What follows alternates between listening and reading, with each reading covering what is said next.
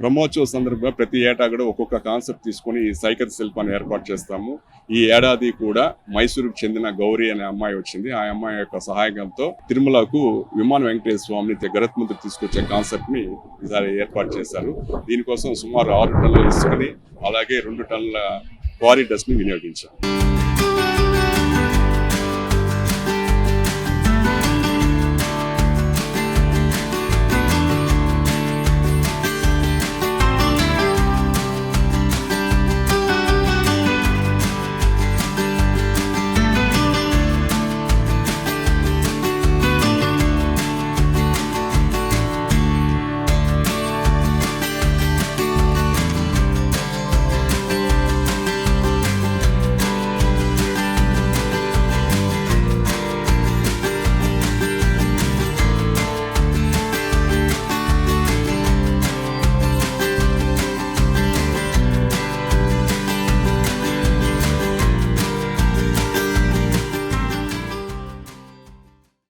ఫలపుష్పంతో కృతయుగం సంబంధించిన నరసింహస్వామి, అలాగే త్రేతాయుగంలో లంకను దాటించే హనుమంతుడు, ద్వాపర యుగంలో శ్రీకృష్ణుడు యొక్క సహాయంతో భీముడు బకాసును సంహరించేది, అలాగే కలియుగంలో కుండ పెంకులో స్వామివారికి నైవేద్యం ఎలా పెడతారనే ఒక కాన్సెప్ట్ తీసుకొని అంటే ఇప్పటి జనరేషన్కి ఎలా ఉంటుంది మన సంస్కృతి సాంప్రదాయాలు తిరుమల గురించి కానీ అలాగే మహావిష్ణువుకు సంబంధించిన కాన్సెప్ట్ని కూడా అర్థమయ్యే విధంగా ఏర్పాటు చేస్తున్నాం.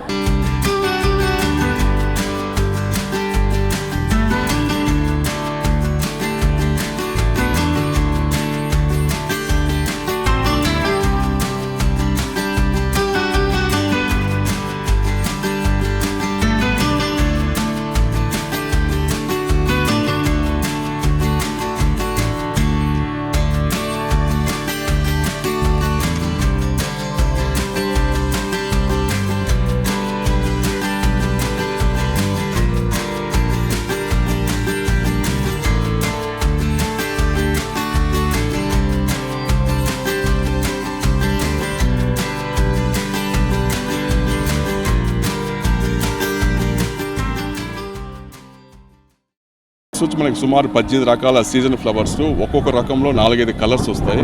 అలాగే మనకి 18 రకాల సీజన్ వాటిను దీంట్లో మామూలుగా రోజెస్, ఆస్టరు, జీనియా, పెటూనియా, అలాగే సాల్వియా, డయాంతస్, అలాగే డబుల్ జీనియా, పెంటాస్కార్నియా, ఆస్టర్, ఇలాగ సుమారు 18 రకాల ఫ్లవర్స్ మనం వినియోగిస్తున్నాం. దీనిలో ముఖ్యమైన కూడా మనకు ద్రౌపది పెద్ద సెట్టింగ్ ఏర్పాటు చేస్తాం. దాంట్లో మత్స్యంత్ర కాన్సెప్ట్తో ద్రౌపది స్వయంవరం కూడా ఏర్పాటు చేస్తాం.